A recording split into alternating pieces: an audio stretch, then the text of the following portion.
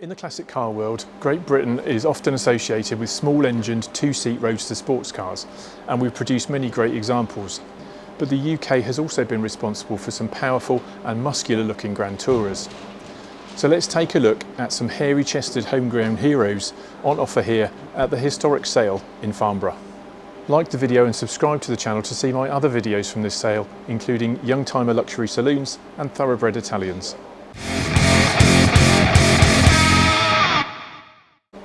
So first up, the 2010 Bentley Continental Supersports. This is one of the last of the first generation of Conti GTs. It's a limited production Supersports. So it's a 6-litre W12 and 630 horsepower, 0 to 62 in 3.7 seconds. And it will go up to 205 miles an hour. So at the time of production, it was the fastest ever Bentley. Black quilted leather inside with some nice red accents there. And I think these cars have kind of just about lost their Premiership footballer image.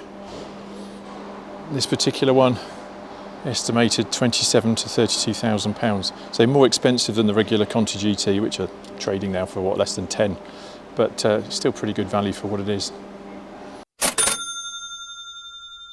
So here we go, lot 200, a 2003 TVR Tuscan S. It's the Mark II. So it's this Targa top. That whole kind of roof panel comes off, but a Grand Tourer nonetheless. 4-litre Speed 6, so straight 6 engine. It's the second generation of this high performance S engine, so it's got 406 horsepower, 0 to 62 in under 4 seconds. But yeah, just look at those curves, this lovely sweeping curves over the boot there, down the sides, and those bonnet, the bonnet lines swooping down into the nose. Beautiful. And sort of a very iconic light system. Think of it with these sort of 4 sort of drilled holes in the front of the nose, and that drilled out grille. It's metallic grey, so not your typical colour flip that many TVRs you see in. And it's got a 2-tone leather interior. Just have a quick look at that. Maybe not everyone's choice, but nonetheless still pretty nice. And guided 28 to 34,000 pounds. Let's see if it makes that. So here we have, for my next choice, a 1975 Jensen Interceptor Series 3 convertible. So these are built in the UK, styled by Carrozzeria Touring in Italy, and powered by an American engine. And by far and away the best named car, best named performance car for sure. And back in the day, this was the car that you wanted in the top trumps game because of the cubic capacity of its engine, a 7.2 litre big block Chrysler V8 in this one. This particular one's one of the last Interceptors made. I think production ended the following year because, largely because Jensen had gone into administration, and the administrators kept it going as long as they could, but then had to finally stop. So it's finished in this lovely dark red colour, and then inside you've got a beige sort of magnolia hide, piped in red. And if this was smelly vision, you could really get the sense of it. All that lovely wood across the dash there, and the switch gear and the controls. That lovely motor-liter steering wheel. Yeah, beautiful car, lovely place to be. And I wonder, maybe you'd even get people in the back, probably quite small people. But yeah, it's lovely sort of luxurious inside it. So anyway, quite rare, the convertibles. I think there's about 260 something of them made. This one is guided 62 to 72,000 pounds. Let's see what it does. My next pick, 2011 Aston Martin DBS Volante. So their flagship touring car, or Grand Tourer, based of course on the DB9.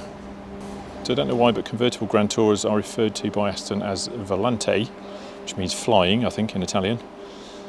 Whereas their Vantage is called a Roadster when that's a convertible. But, there we go. It's obviously one of those things that Aston likes doing. It's a 5.9 litre V12, 6-speed Touchtronic. So sort of flappy paddles in this one. And yeah, 517 horsepower.